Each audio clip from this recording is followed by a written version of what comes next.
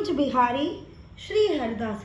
जय जय श्री राधे, बोलो बाके बिहारी लाल की जय। एक बार जोर से जयकार और श्री राधा रानी सरकार की जय। आज हम गीता के 7वें अध्याय का पहले महात्म्य का वर्णन करेंगे और उसके पश्चात हम 7वें अध्याय का सुमिरन करेंगे। जैसा कि हम सब जानते हैं, श्री कृष्ण साक्षात गीता में विद्यमान हैं, तो हम सब श्री कृष्ण की शरण में होकर उनका ध्यान करते हैं। बोलो बाके बिहारी लाल की जय। श्री महादेव जी कहते हैं, पार्वती 16वें अध्याय का महात्म्य बतलाया गया है, अतः 7वें अध्याय की अनंत महिमा श्रवण करो। राजा खड़ग भाऊ के पुत्र का दुशासन नामक एक नौकर था। वह बड़ी खोटी बुद्धि का मनुष्य था। एक बार वह मांडलिक राजकुमारों के साथ बहुत धन की बाजी लगाकर हाथी पर चढ़ा और कुछ ही कदम आगे जाने पर लोगों के मना करने पर भी वह मूढ़ हाथी के प्रति जोर जोर से कठोर शब्द करने लगा। उसकी आवाज सुनकर हाथी क्रोध से अंधा हो गया और दुशासन पैर फिसल जाने के कारण पृथ्वी पर गिर पड़ा। दुशासन को गिरकर कुछ उच्छ्वास लेते देख काल के समान निर्कुंश हाथी ने क्रोध में आकर उसे ऊपर फेंक दिया। ऊपर से गिरते ही उसके प्राण निकल गए। इस प्रकार कालवश मृत्यु को प्राप्त होने के बाद उसे हाथी की योनि मिली और सिंघल द्वीप के महाराज के यहाँ उसने अपना बहुत समय व्यतीत किया। सिंघल द्वीप के राजा की महाराज खड़ग भाऊ से बड़ी मैत्री थी, अतः उन्होंने जल के मार्ग से उस हाथी को मित्र की प्रसन्नता के लिए भेज दिया। एक दिन राजा ने श्लोक की समस्या पूर्ति से संतुष्ट होकर किसी कवि को पुरस्कार रूप में वह हाथी दे दिया और उन्होंने 100 स्वर्ण मुद्राएं लेकर उसे माल वनरेश के हाथ में बेच दिया। कुछ काल व्यतीत होने पर वह हाथी यत्न पूर्वक पालित होने पर भी असाध्य ज्वर से ग्रस्त होकर मरणासन हो गया। हाथी वालों ने जब उसे ऐसी शोचनीय अवस्था में देखा तो राजा के पास जाकर हाथी के हित के लिए शीघ्र ही सारा हाल कह सुनाया। महाराज, आपका हाथी अस्वस्थ जान पड़ता है, उसको खाना पीना और सोना सब छूट गया है। हमारी समझ में नहीं आता इसका क्या कारण है। हाथी वालों का बतलाया हुआ समाचार सुनकर राजा ने हाथी के रोग को पहचानने वाले चिकित्सालय कुशल मंत्रियों के साथ उस स्थान पर पदार्पण किया जहां हाथी ज्वरग्रस्त होकर पड़ा था। राजा को देखते ही उसने ज्वर जनित वेदना को भूलकर संसार को आश्चर्य में डालने वाली वाणी में कहा, संपूर्ण शास्त्रों के ज्ञाता, राजनीति के समुद्र, शत्रु समुदाय को परास्त करने वाले तथा भगवान विष्णु के चरणों में अनुराग रखने वाले महाराज, इन औषधों से क्या लेना? वेदों से भी कुछ लाभ होने वाला नहीं है। दान और तप जब से भी क्या सिद्ध होगा? आप कृपा करके गीता के 7वें अध्याय का पाठ करने वाले किसी ब्राह्मण को बुलवाइए। हाथी के कथनानुसार राजा ने सब कुछ वैसा ही किया। तदंतर गीता पाठ करने वाले ब्राह्मण ने जब उत्तम जल को अभिमंत्रित करके उसके ऊपर डाला, तब दुशासन गज योनि का परित्याग करके मुक्त हो गया। राजा ने दुशासन को दिव्य विमान पर आरूढ़ एवं इंद्र के समान तेजस्वी देखकर पूछा, पूर्व जन्म में तुम्हारी क्या जाति थी, क्या स्वरूप था, कैसे आचरण थे और किस कर्म से तुम यहाँ हाथी होकर आए थे, वे सारी बातें मुझे बताओ। राजा के इस प्रकार पूछने पर संकट से छूटे हुए दुशासन ने विमान पर बैठे ही बैठे स्थिरता के साथ अपना पूर्व जन्म का उपयुक्त समाचार यथावत कह सुनाया। तत्पश्चात नरश्रेष्ठ मालवन नरेश भी गीता के 7वें अध्याय का पाठ करने लगे। इससे थोड़े ही समय में उनकी मुक्ति हो गई। बोलो बाके बिहारी लाल की जय। कुंज बिहारी श्री हरदास। अर्थात हमें इससे क्या पता चलता है कि जो भी मनुष्य गीता का प्रतिदिन पाठ करता है, प्रत्येक अध्याय का पाठ करता है, अगर वो संपूर्ण अध्याय नहीं भी कर सकता तो केवल एक श्लोक का ही अगर पाठ करता है तो उसको साक्षात श्री हरि मिल जाते हैं बोलो बाके बिहारी लाल की जय। कुंज बिहारी श्री हरिदास। अब हम गीता के 17वें अध्याय का पाठ करेंगे। अर्जुन बोले, हे कृष्ण। अर्जुन बोले, हे कृष्ण, जो मनुष्य शास्त्र विधि को त्याग कर श्रद्धा से युक्त हुए देव आदि का पूजन करते हैं, उनकी स्थिति फिर कौन सी है? सात्विक ही है अथवा राजसी कि वा तामसी?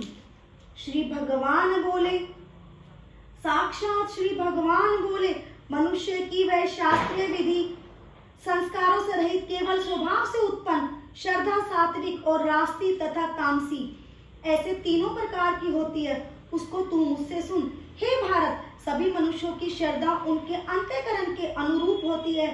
यह पुरुष श्रद्धा में है, इसलिए जो पुरुष जैसी श्रद्धा वाला है वह स्वयं भी वही है।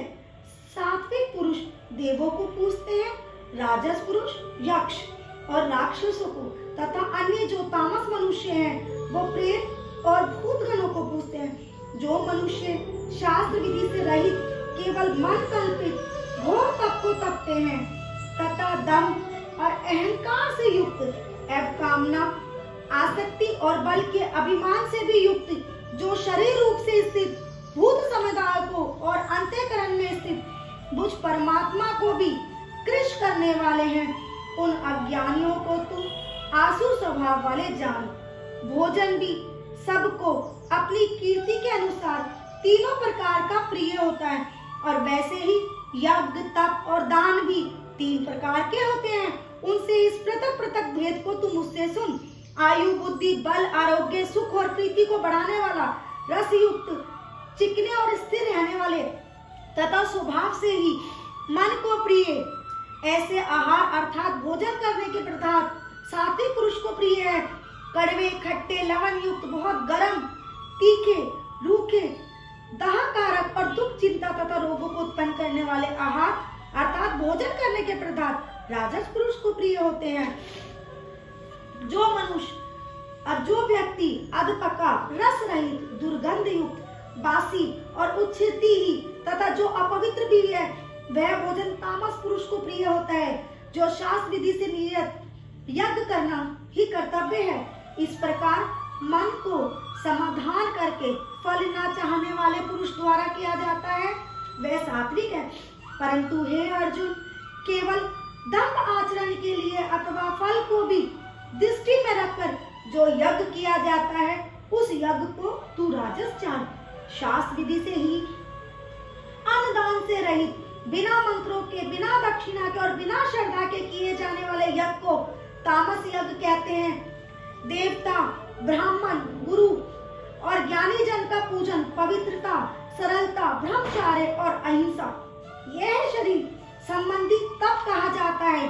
जो उद्वेग न करने वाला प्रिय और हितकारक एवं यथार्थ भाषण है तथा जो वेद शास्त्रों के पठन का एवं परमेश्वर के नाम जप का अभ्यास है, वही वाणी संबंधी तप कहा जाता है। मन की प्रसन्नता, शांत भाव, भगवत चिंतन करने का स्वभाव, मन का निग्रह और अंतःकरण के भावों को भली भांति पवित्रता, इस प्रकार ये मन संबंधी तप कहा जाता है। फल को ना चाहने वाले योगी पुरुषों द्वारा परम श्रद्धा से किए हुए उस पूर्वोक्त 3 प्रकार के तप को सात्विक कहते हैं। जो तप सत्कार, मान और पूजा के लिए तथा अन्य किसी स्वार्थ के लिए भी स्वभाव से या पाखंड से किया जाता है, वह अनिश्चित एवं क्षणिक फल वाला तप यहाँ राजस कहा गया है।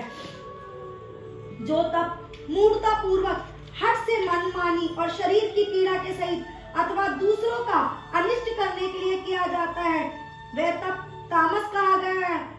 दान देना ही कर्तव्य है। ऐसे भाव से जो दान देश तथा काल और पात्र के प्राप्त होने पर उपकार न करने वाले के प्रति दिया जाता है, वे दान सात्विक कहा जाता है। किंतु जो दान कलेश पूर्वक तथा प्रत्युपकार के प्रयोजन से अथवा फल को दृष्टि में रखकर फिर दिया जाता है, वह दान राजस कहा गया है। जो दान बिना सत्कार के अथवा तिरस्कार पूर्वक अयोग्य देश काल में कुपात के प्रति दिया जाता है, वह दान तामस कहा गया है। ओम तत्सते। ऐसे ये 3 प्रकार का श्री हरि घन ब्रह्म का नाम कहा गया है। उसी से सृष्टि के आदि काल में ब्राह्मण और वेद तथा यज्ञ आदि रचे गए हैं। इसलिए वेद मंत्रों का उच्चारण करने वाले शेष पुरुषों की शास्त्रीय विधि से नियत यज्ञ दान तप रूप क्रियाएं सदा ओम इस परमात्मा के नाम का उच्चारण करके ही आरंभ होती है। तत् अर्थात तत् नाम से कहे जाने वाले परमात्मा ही यह सब है। इस भाव से फल को ना चाहकर नाना प्रकार की यज्ञ तप रूप क्रियाएं तथा दान रूप क्रियाएं कल्याण की इच्छा वाले पुरुषों द्वारा की जाती है। सत इस प्रकार यह परमात्मा का नाम सत्य भाव में और श्रेष्ठ भाव में प्रयोग किया जाता है तथा हे पार्थ उत्तम कर्म में भी सत्य शब्द का प्रयोग किया जाता है तथा यज्ञ तप और दान में जो स्थिति है वह भी सत्य इस प्रकार कही जाती है। और उस परमात्मा के लिए किया हुआ कर्म निश्चय पूर्वक सत्य ऐसे कहा जाता है। हे अर्जुन, बिना श्रद्धा के किया हुआ हवन, दिया हुआ दान एवं तपा हुआ तप और जो किसी भी या जो कुछ भी किया हुआ शुभ कर्म है वह समस्त असत है इस प्रकार कहा जाता है। इसलिए वह ना तो इस लोक में लाभदायक है ना मरने के बाद ही। ओम तत्सदिति श्रीमद्भागवत गीता सुपनिषत्सु ब्रह्म विद्यायाम योग शास्त्रे श्री कृष्ण अर्जुन संवादे शरदात्रय विभाग योगो नाम सप्तदशो अध्याय। बोलो बाके बिहारी लाल की जय। कुंज बिहारी श्री हरिदास। गीता का 17वां अध्याय संपूर्ण हुआ। बोलो बाके बिहारी लाल की जय। और एक बार सच्चे मन से बोलो, हे श्री हरि हमें अपनी शरण में ले लो। हे श्री हरि हमें अपनी शरण में ले लो। कुंज बिहारी श्री हरदास हम सब पे बाके बिहारी की कृपा बनी रहे। बोलो बाके बिहारी लाल की जय। जय जय श्री राधे, जय जय श्री राधे।